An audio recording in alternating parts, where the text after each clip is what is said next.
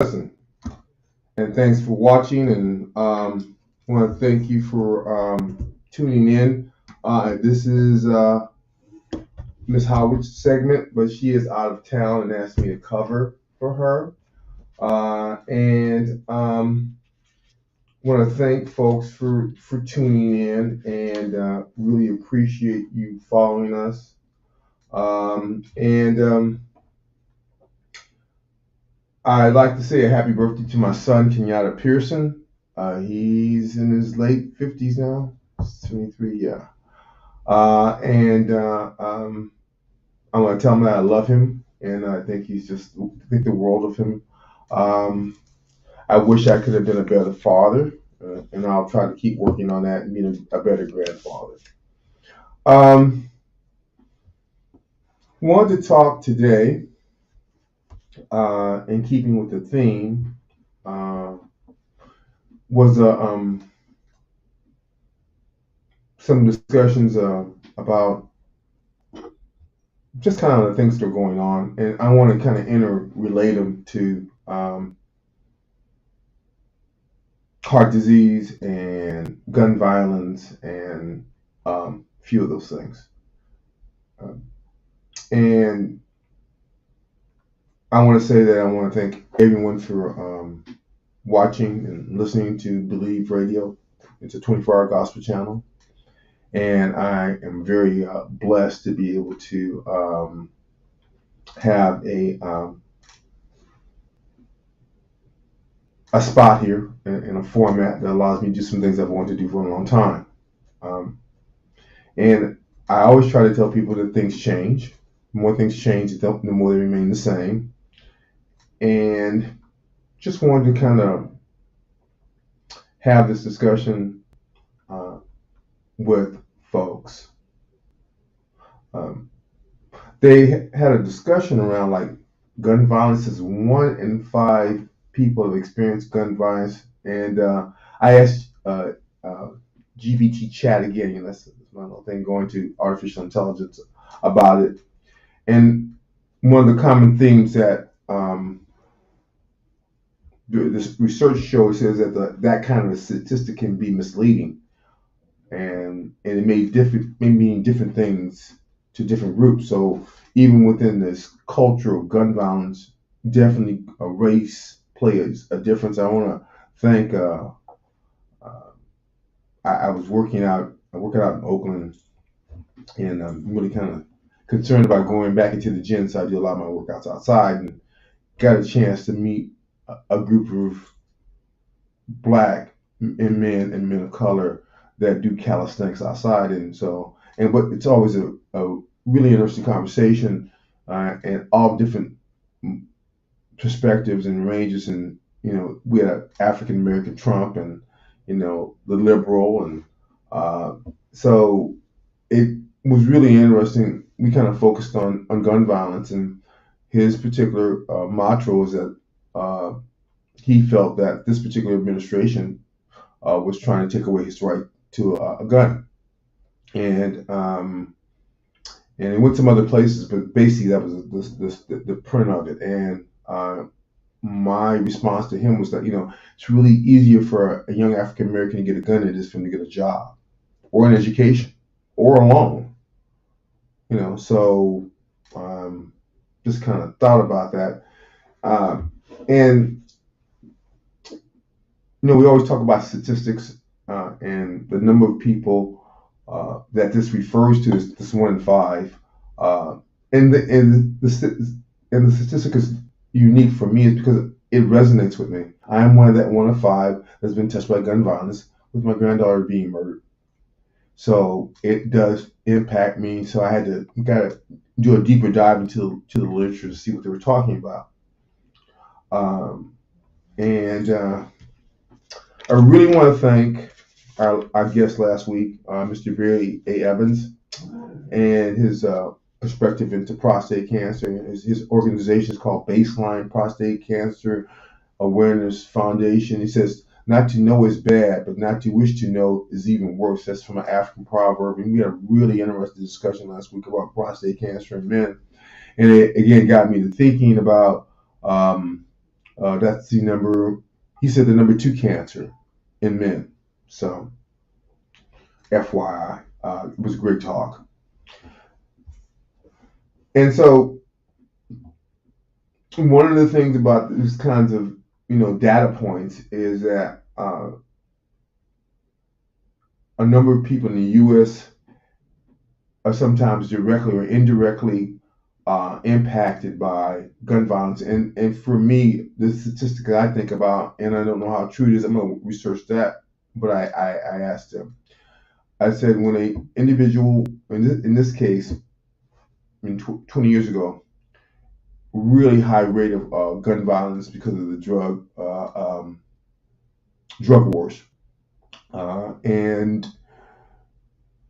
what kind of impressed me and what kind of made an impact on me that from the time that individual hit the emergency room to the time he left the emergency room to either die or be in long-term chronic care and then to be released to his family, there were at least 25 people that he touched. And then when I think about it in retrospect, it's more than 25 people because we're talking about the emergency medical personnel, we're talking about the police, we're talking about the innocent bystanders. So when that individual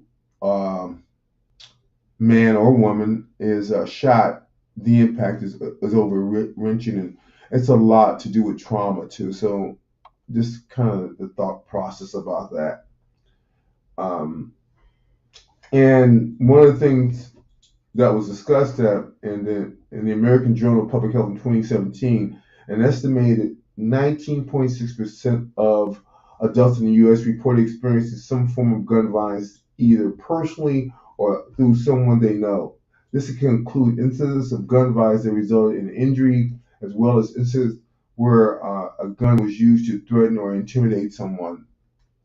So that's kind of what I'm talking about there, because I think it's a different kind of animal now. And when you have, in my granddaughter's case, a 15-year-old that has access to a gun in which she commits a homicide, it will only do 7 years.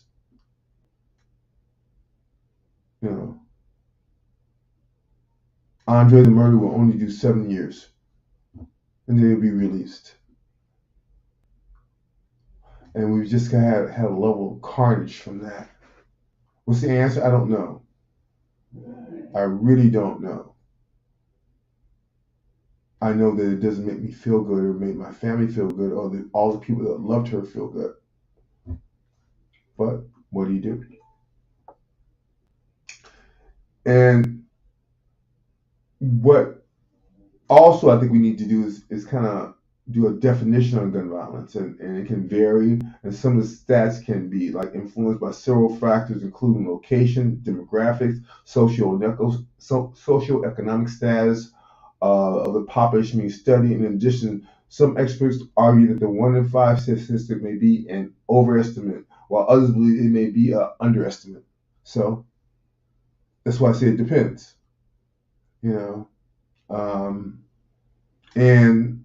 What I do know is that it's reaping a level of carnage and a level of trauma I don't think America has ever experienced before. When you have statistics like the leading cause of death in young children is now gun violence.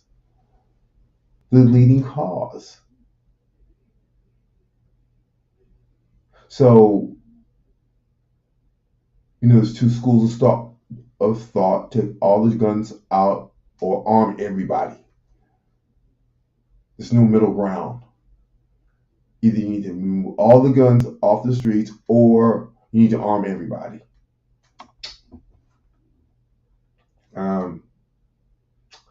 It says estimated the cost of the number of individuals affected by a gunshot wound can vary widely, depending on several factors, including the severity of the injury, the location of the shooting, and the quality of the available medical care. In the case of my granddaughter, it was excellent care. She was in a trauma center, one of the major trauma centers, seeing these kinds of things all the time. She was just unable to overcome the shock and bled to death. Usually what happens when people get shot in the chest 4 times. and plus it pierced some vital organs probably. Yeah, and it was close range also. She didn't have time to even react to it. She was in shock. Um, in terms of the timeline for a person being shot to rehabilitate or death, can also vary. So all these things vary. The number of people that an individual once they're shot comes in contact with, the speed at which they get to a service center, um, recovery time, all these things vary. And believe you me, in communities, color is less. Everything is less. The rehab is less because it's just too many people. And there's less clinicians now.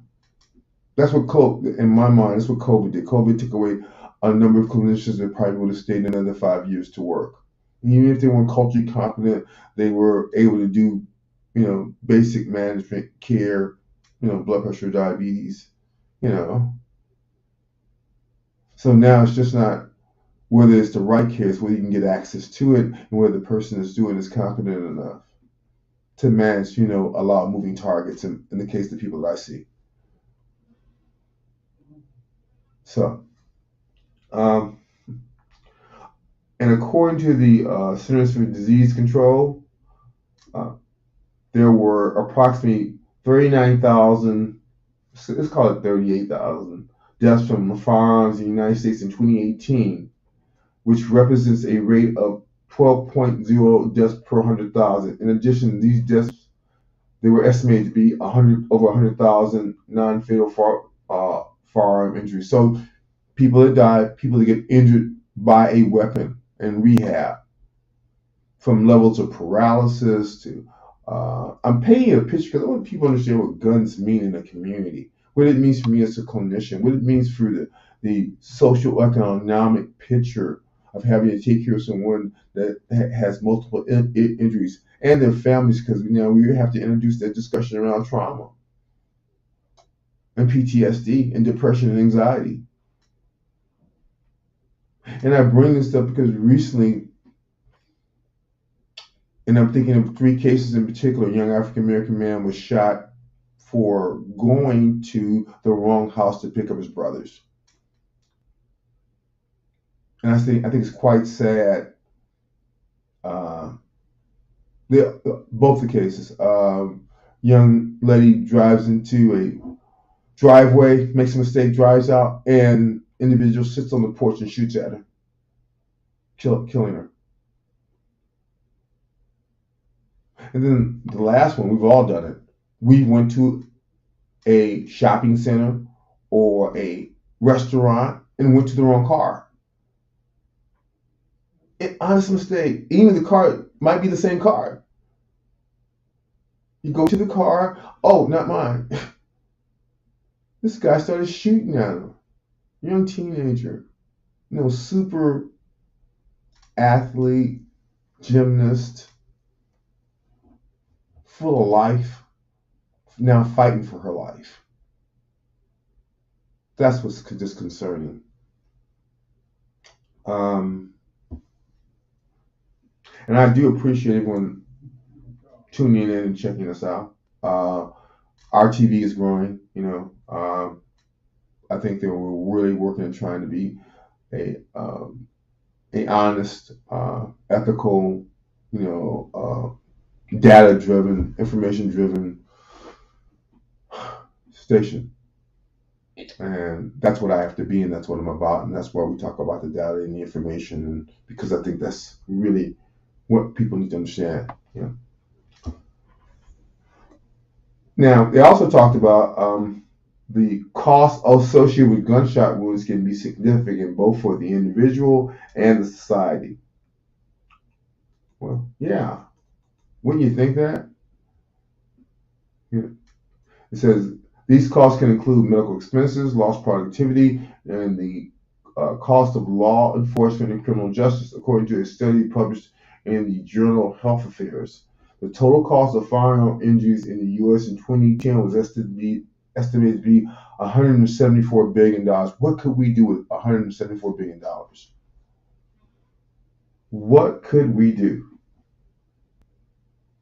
Could we build better schools? Could we build better health institutions? Could we do all those kinds of things? The overall impact of gunshot wounds on individuals and society can be devastating, and efforts to prevent gun violence and improve access to health care and rehabilitation for those affected by gun violence are critical to addressing this issue.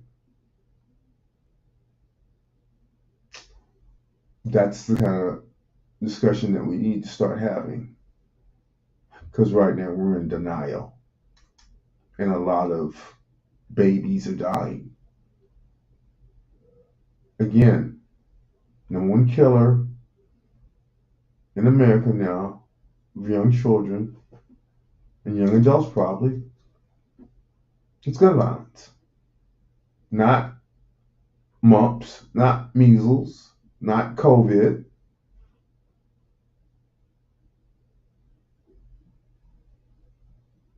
You know, how about this? How about if you buy a gun, the technology now allows for you to have a gun that has your thumbprint on it. And so if you don't have that thumbprint, you cannot release it from that chamber that's locked. How about that? Better maintenance of the firearm at home, because that's where people usually get in trouble. The firearms are at home. They're the big protector, but when they're at home, the risk of it being picked up and used in a unprotected fashion on a partner or a friend or any of that becomes real. Now, and it got me into thinking about the broken healthcare system. And I wanted to kind of understand this. I take a real issue with what we could consider to be the American healthcare system now. I think it's, as this physician, his name is John Abramson, and he did a dialogue in one of the conservative pieces that I read and get. I was surprised he started mailing it to me, and it's really good. It's called Imprint. This is America's Broken Healthcare Diagnosis and Prescription by Dr. John Abramson. And he noted endpoints are not necessarily achieved in the studies of approved drugs. In other words, when you talk about whether a drug works or not, and stay with me on this because I'm bringing into this discussion around this abortion pill. It says that he notes that endpoints, so when we're looking at something that's effective, a therapy or treatment, we want to understand the endpoint. That says that all things considered, we got to either the person, if it's an illness or injury, they did better. The therapy was cost effective and didn't harm the person. Those are the endpoints that we try to look at in healthcare and also healthcare access. He notes that clinical studies, the choice of endpoints is critical to is a critical consideration in determining the benefits of a drug. Endpoints are the outcomes that are measured in a clinical trial to determine the effectiveness of a treatment. So understand that when you're doing, first of all, when you have an endpoint and you have studied this drug, if you do not achieve those endpoints, it comes out in the data. In other words, if you say this therapy shouldn't exist, this drug for abortion shouldn't exist, then shouldn't it be because it's unsafe and that it harms a woman, a childbearing woman, that's what the data should show. That would be a bad endpoint, and I wouldn't want any woman of childbearing age to use this as a birth control method.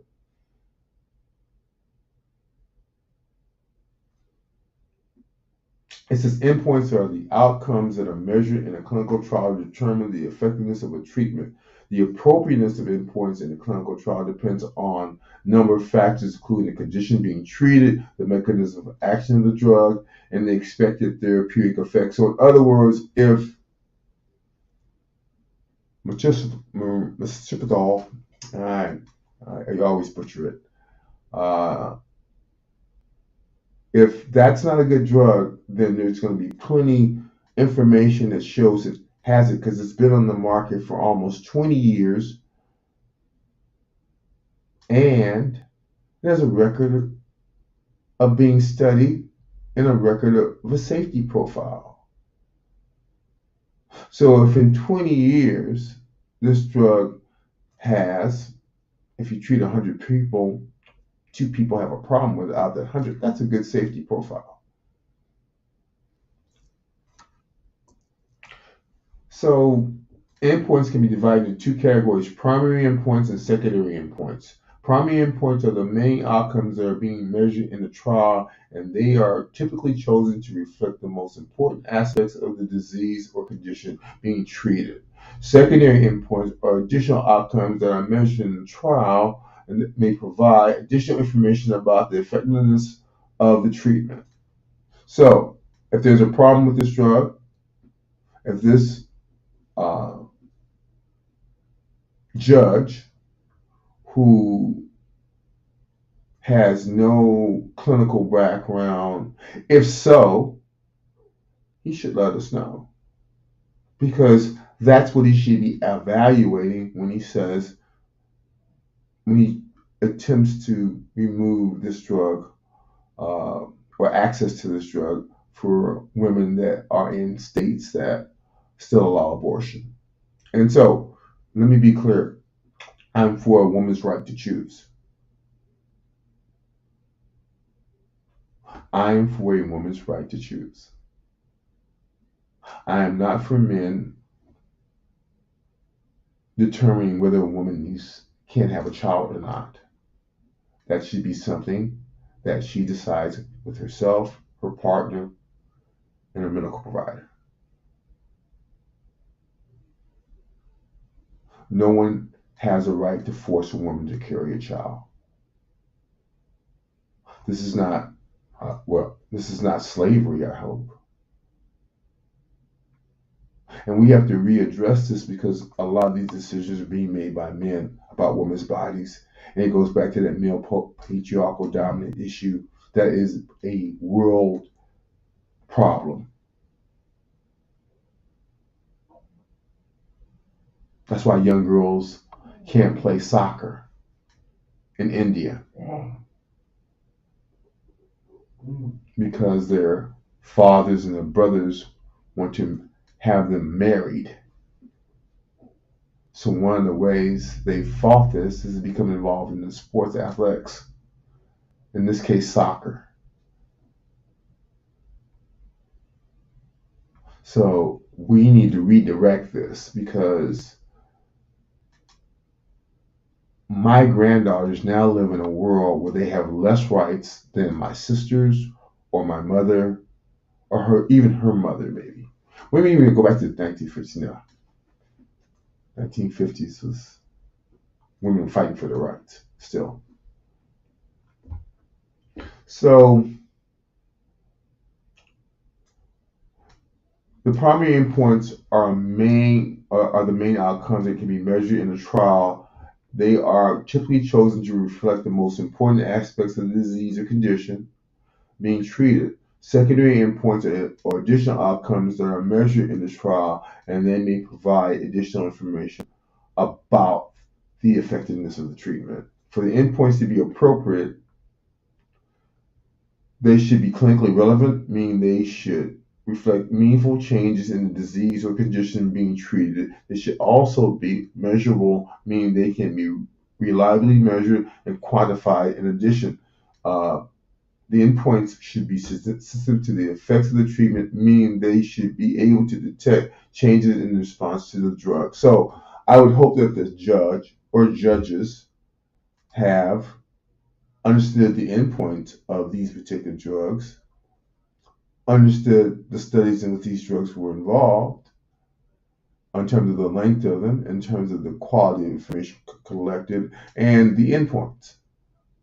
If they have not done that, they have not done their homework, and this is a personal discussion.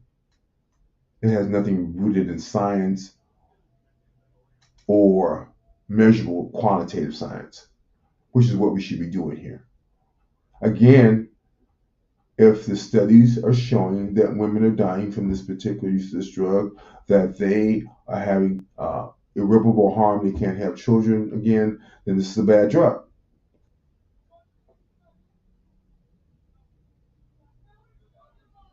It's like we have all this information in mifepristone,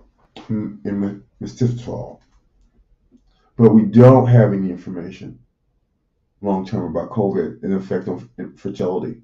That's yet to be determined. We won't know for the next 4 or 5 years if COVID affected women and their fertility. Yeah.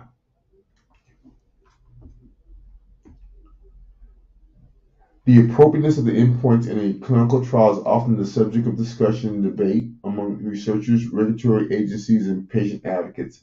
It is important to ensure that endpoints are meaningful and relevant to patients, and they provide a clear indication of the benefits and risks of the treatment study.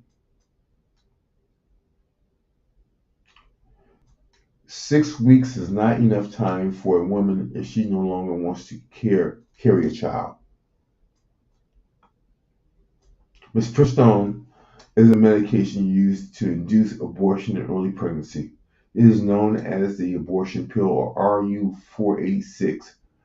Mifepristone blocks the hormone progesterone, which is needed for a pregnancy to continue, and causes the lining of the uterus to break down, leading to the termination of the pregnancy. And they also use another drug in addition, so that, again, we're talking about not just one drug, but two drugs being used for this form of abortion. 50% of the abortions done in America now. Would you want to subject women to trauma or vacuuming and surgical abortion of the fetus? That's traumatic. It's already enough that she can't carry the child and give the child the life that she would like to give him or her, but that's her right. She should have the right to make that decision. It's interesting, the same folks that want these women to carry the child to term, the same folks that want these women, these children that carry these children to term, don't want to pay for social service benefits, for child care, for WIC. That's the problem with that plan. It's not a plan. In the United States, the use of mifepristone is regulated by the FDA. It is only available through certified healthcare providers. The use of mifepristone is legal in the U.S., but it is the subject of various state and federal regulations, as access to the medicine can be limited in some areas. The issue of abortion and women's reproductive rights is a continuous and highly debated topic in the U.S. and around the world. Some people believe that access to safe and legal abortion is a fundamental right and should be protected, while others believe that it is immoral and should be prohibited. Efforts to regulate or restrict access to abortion, including those through regulation of mifepristone, have been the subject of significant political and legal debate in the U.S. Supporters of abortion rights argue that such efforts are an attempt to control women's reproductive choices and limit the rights of the and limit their access to health care, while opponents of the abortion argue they are necessary to protect the rights of the unborn. The legality and availability of mifepristone and other abortion-related medications remain the subject of ongoing debate and litigation in the U.S. Witness the Supreme Court saying that the drug can be kept on the market this Friday. I mean, they did the ruling Friday. Again, Friday out the door, right? Got to get out of here.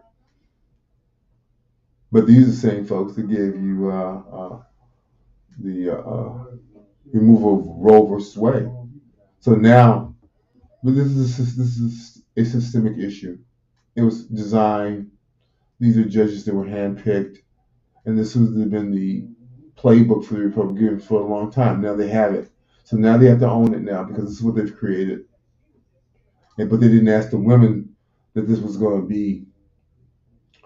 They didn't ask the women who were going to be affected by this what they wanted. The choice was already made for them, which is kind of sad. Um,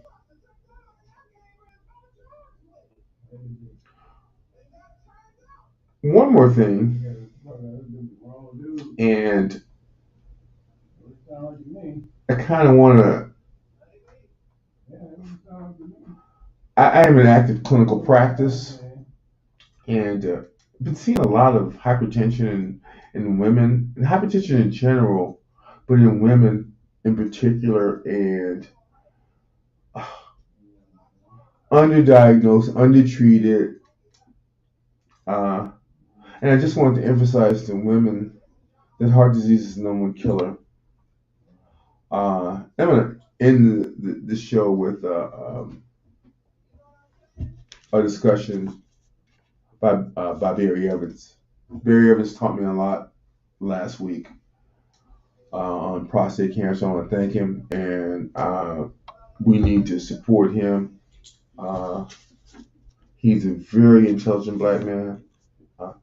Really appreciated him joining the discussion. And his website is www.baselinepc.org. It's www.b as in boy, a as in apple, s as in Sam, e as in Edward, l as in line, inepc.org. Look him up. Fantastic brother. And again, about awareness, and he's really saying that people just need to understand. You need to bring your family member or people that care about you to that doctor's visit. You have to get the doctor's visit, and you got to have someone help you. You can't do this alone. I thought it was absolutely correct. So let's go it again. The number one killer of Americans is heart disease, according to the Centers for Disease Control, and the heart disease accounted for approximately 659,000 deaths in the U.S. In 2019. This represents about 22% of all the deaths in the country. Other leading causes of death in the U.S. include cancer, accidents, chronic lower respiratory diseases, stroke, Alzheimer's, diabetes, influenza, pneumonia, COVID. COVID's still killing about 900 people a month. It's not going anywhere. And despite the increases in awareness over the past decades, only about half, 56% of women recognize that heart disease is the number one killer. When I first started practicing, it was only 30%. We'd like to get it to 95%. Still, women of color think their biggest risk is cancer. No, it isn't. It's heart disease. It always has been. Heart disease is the leading cause of death for women in the United States, killing a little bit over 314,000 women in 2020, or about 1 in every 5 female deaths. That was 1 in 5 thing. It's just, 1 in 5 experience gun violence, 1 in 5 female deaths. Your mother, your sister, your aunt. folks in the LGBT community. Really concerning because the way the system is tilted, that community still feels they have a lot um, of bias and prejudice. So therefore, they don't feel like their health care needs, and I absolutely agree, aren't being addressed. And I just ask that we all have to learn together and to talk to one another and communicate. Heart disease is a leading cause of death for African American and white women. See, I knew there was something that we could agree on. Among American Indian and Alaskan Native women, heart disease and cancer cause roughly the same number of deaths each year. For Hispanic and Asian and Pacific Islander women, heart disease is second only to cancer as a cause of death. So women of color, I always say that when I'm talking and doing discussions right now, it's women of color. The number one killer of women of color is heart disease. Always has been, always will be. Since 1 in 16 women aged 20 and older have coronary artery disease. And so, what is coronary artery disease? Coronary artery disease is when the vessels that lead to the heart, lead to the brain, lead to the kidney, lead to the legs, lead to the feet are blocked. What can block them? I always say salt, sugar, pressure, stress. And what happens is when the vasculature is blocked by these substances, it's inflammatory in nature, thereby decreasing the blood flow to and away in that particular vessel or artery. Coronary artery disease is the driver for ischemic heart disease, high blood pressure, for heart failure, for heart attack and stroke. About 1 to 16 women aged 20 and older, or 6.2 women have coronary artery disease, the most common type of heart disease.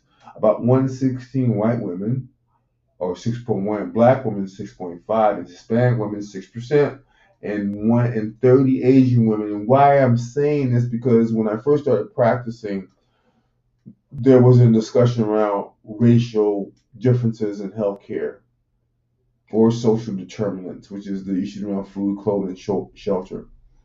They didn't exist. And if you talked about them, as I talked about them, you were racist. And now it's something we talk about all the time. I want to thank you for listening.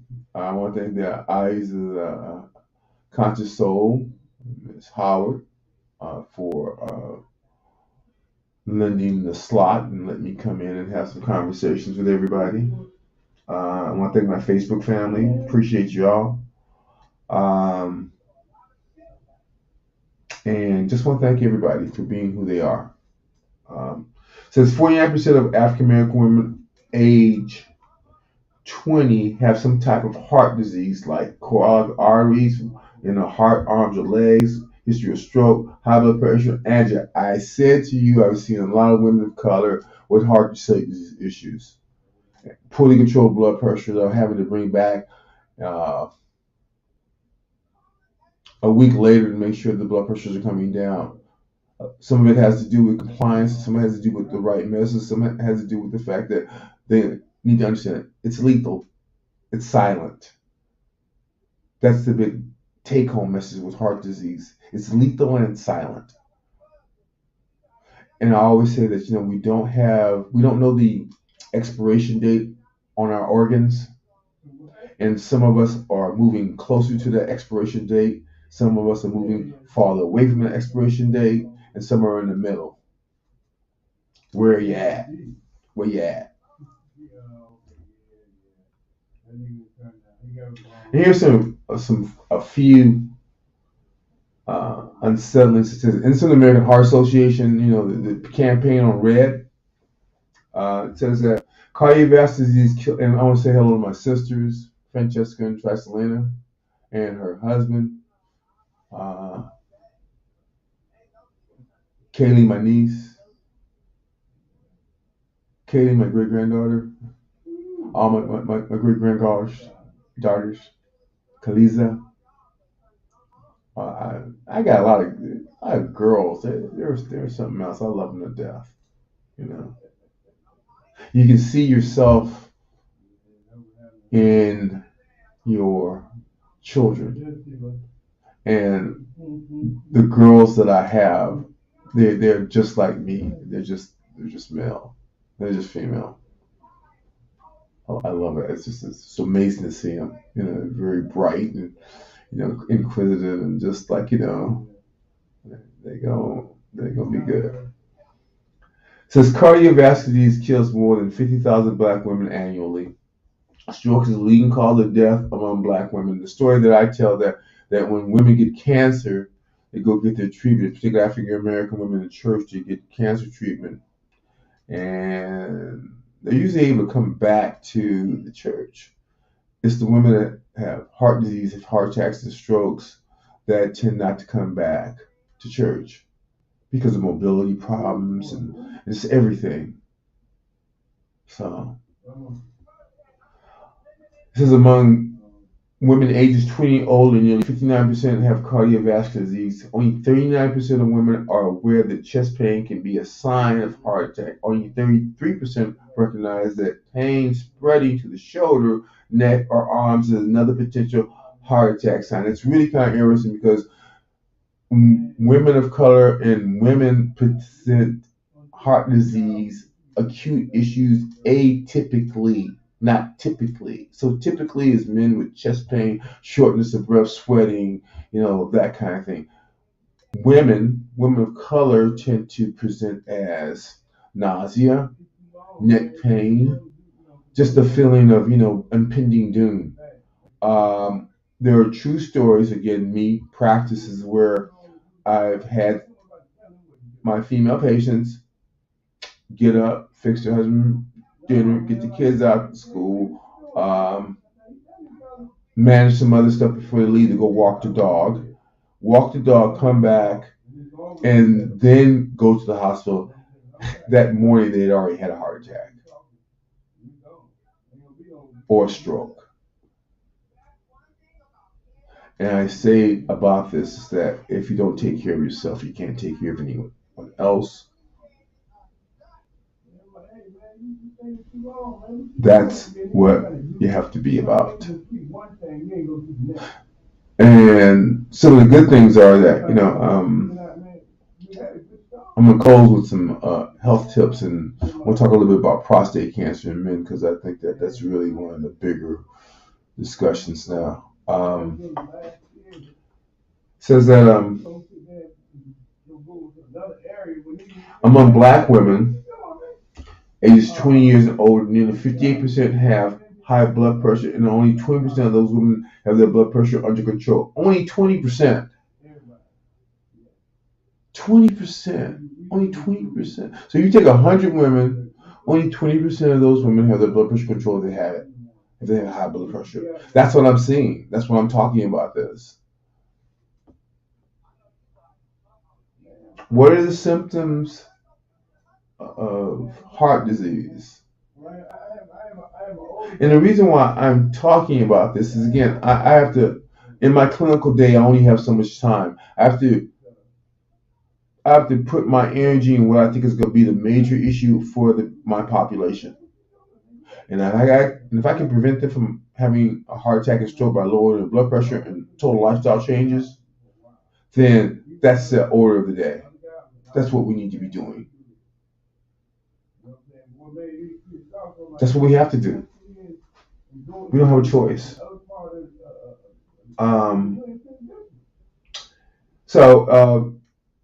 Although some women have no symptoms, others may have angina, which is chest pain, dull, heavy, or sharp chest pain or discomfort, pain in the neck, jaw, throat, it's a shooting pain. It's a traveling pain.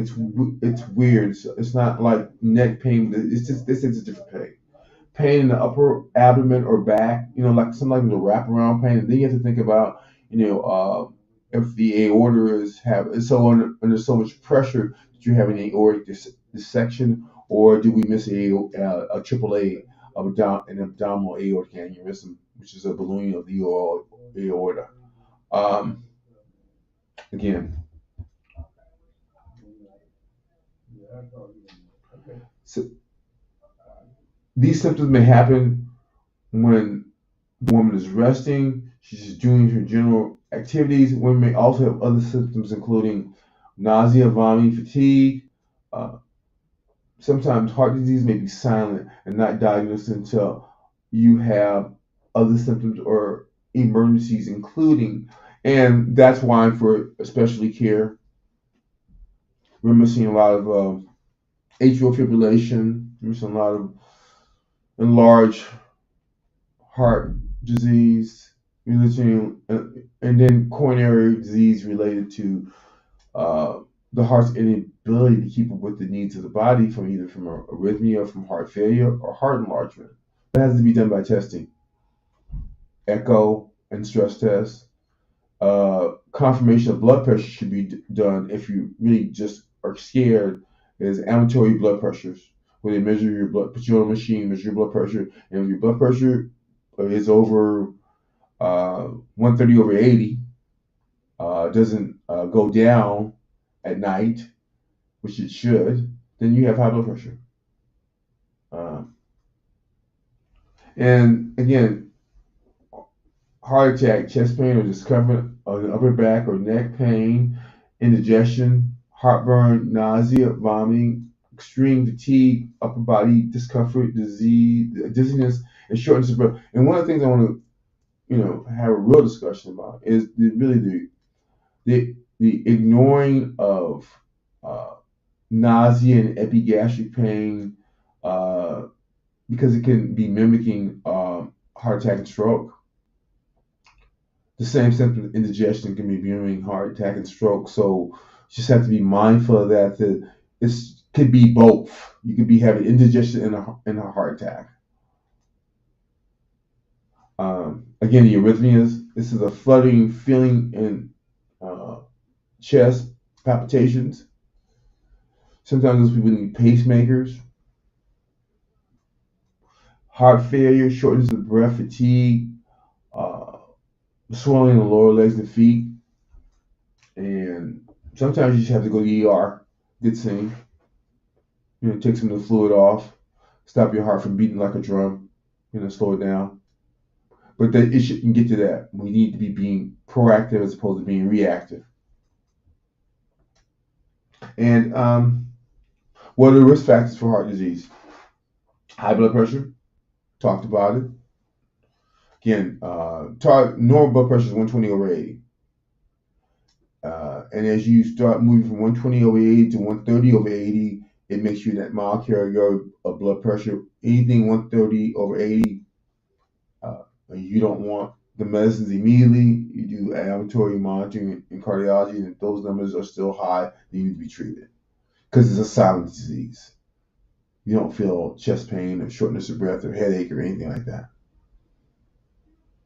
Make sense? And then there's that issue around coronary artery disease and, high LDL, and that is the low density lipoprotein, or I call it the litho. And that is the cholesterol that is so dense. Almost think of it as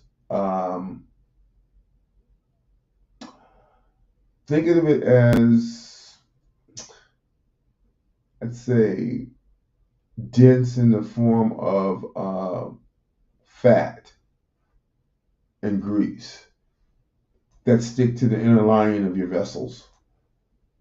And what happens is when it hardens, the condition is called arteriosclerosis.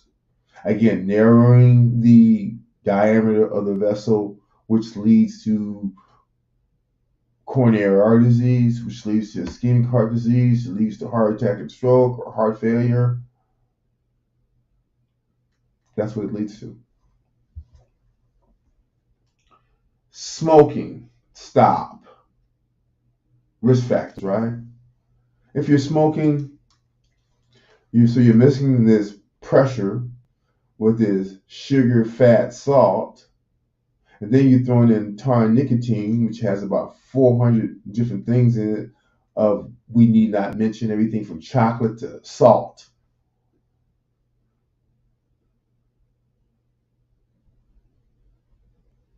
So it's heart disease, which leads to lung disease, or lung disease, which leads to heart disease. So, what are some of the medical conditions uh, that are concerned? Diabetes, being overweight or obese, eating an unhealthy diet. And excuse me, when I say overweight or obese, it isn't that you're large, that you're not able to do general activities because it makes you tired, makes your legs tired, makes your back tired. And it's putting a lot more work on your heart. People that are larger than what they were in their 20s, your heart doesn't grow with the size of you. It's the same heart that you had at 20.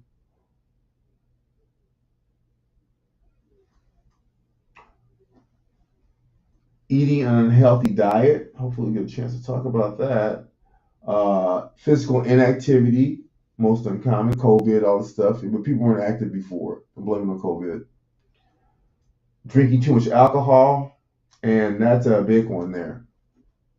So you're drinking alcohol, you are smoking, high fat, high sugars, high salt diet, overweight, not moving, and then wondering why you don't feel good. And wondering why your blood pressure won't stay down. And wondering why the provider wants you to take more medicines. And wondering why you need to see the cardiologist. That's why. It says know your blood pressure. Having uncontrolled blood pressure can lead to heart disease. High blood pressure has no symptoms, so it's important to have your blood pressure checked regularly and learn about high blood pressure. Learn about it. Learn about these things. Quit smoking. And again, just not good. Discuss checking your cholesterol and triglycerides, again, for coronary artery disease, narrowing arteries, development of ischemic heart disease. Again, decrease blood flow to the heart. Make healthy food choices. Limit your use of alcohol, manage your stress levels, that kind of thing. Well, man, we're almost at an hour. It's been real great. Please check out my website at https,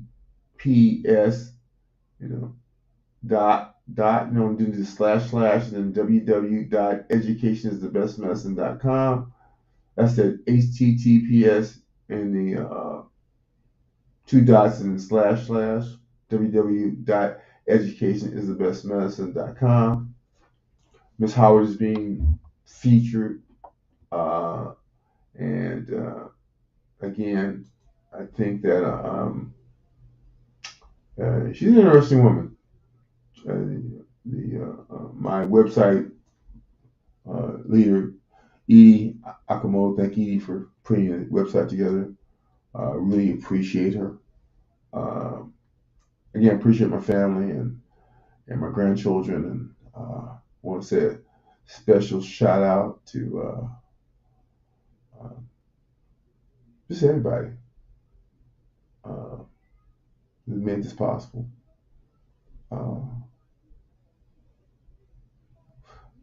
People, please be safe out there. Take care of yourself. I think that one of the things we have to learn is when we learn how to love ourselves, we can love anyone else. And I think that that's what the world needs right now, is just a little bit more love. We were, yes, yes, the trauma that uh, we've had has just kind of made us stronger. And I think that people need to be okay with being okay. Uh, so we're almost done. Again, I want to thank you for coming and enjoying. Uh, we've been really trying to do a little bit more and uh, kind of make things happen uh, for uh, all the folks concerned. Juneteenth's coming up. Please stay attuned to that. Miss Howard's going to be sending out emails, and um, it promises to be one of the better ones this year. This is the first one post COVID, and um, going to be a exciting lineup, and just and again another discussion. Hey, we gotta celebrate a holiday that 50 white men provided to us, but that are trying to take away our right to vote. Okay, or for women's rights to carry or not carry a child. You go figure. I want to give a shout out to Justin Pearson and Justin Jones, the two young legislators in the Tennessee Three. Uh, they were voted back into the legislature among the very angry uh, men that had just voted them out, and the people voted them back in, which is what democracy is about. Um, Gonna say goodbye to the A's. Thank you, Oakland A's. Sad to see you go, and I wish you well. I think I'm gonna take in a couple of games just for old time's sake, but you know, we can't mortgage our future for a baseball team. Simple as that. Uh, and it's always interesting. I want someone to be in this Bay Area community because they feel it's the best place to be, and they want to support community and all the things that they're asking for, and not just be a baseball team. So they can go to Las Vegas and just be a baseball team. I wish them well. Anyway, want to say thanks for listening. Thanks for tuning in. I try to kind of close and education is the best medicine. I was working on a new vision statement, and this is the one I'm going to be using. It says the view of ETIB, aka education is the best medicine, is, has, and will be to see the unseen while shining light on the darkness in our community and in the world. And that's what we intend to do. I want to thank Chair, Conscious Voices. We're moving along. Everything has to take time. You've been working hard, so we're gonna get this done. We're gonna get this community center done. We're gonna get this accommodation center that has healthcare and mental health on the same site that particularly speaks to the needs of African Americans. The 1619 project. That's what we're gonna do. Again, I feel blessed. Uh, uh, feel very grateful. I was able to run today. Got my exercise in. Boy, the lake gets longer. The lake gets longer. And again, I just gotta give Barry Evans his props, and I'm just gonna read his baseline positive impact to include early detection screenings of prostate cancer. He says early detection and treatment of prostate cancer by offering free or low-cost prostate cancer screening. The organization could help identify men with prostate cancer at early stage and when the disease is more treatable. This could improve the chances of successful treatment and potentially save lives. Prostate-specific antigen test, digital rectal exam, and discuss screening with their provider. Support during treatment. The organization can provide financial assistance and support to men who need treatment in prostate cancer, such as the chemotherapy or radiation therapy. This could help alleviate some of the financial and logistical burdens associated with treatment and follow men to focus on their health. Education and awareness. By educating men in the community about the importance of prostate cancer screening, the risks and benefits, and different treatments, the options, the organization could help increase awareness and could help increase awareness and understanding of the disease. This could lead to more men getting screened and seeking more treatment when needed. The advocacy policies for and advocacy by advocating for policies and practices that improve access to prostate cancer screening and treatment for men living in underserved, health disparity populations and underrepresented communities. The organization could help address some of the other systemic barriers that can be prevent men from the care that they need. Again, join him at www.baselinepc.org. Again, www.baselinepc.org.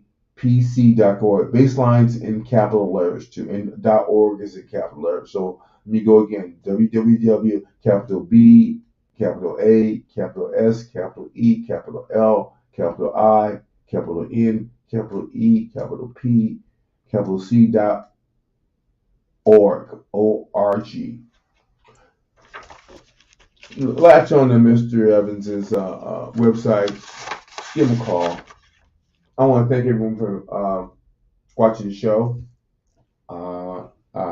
Again, visions are seeing things you haven't seen, and we want to bring light to a very, very dark world. Thank you for allowing me to share some time with you in the afternoon. Have a great weekend. Miss Howard will be back next week. Stay safe out there, please.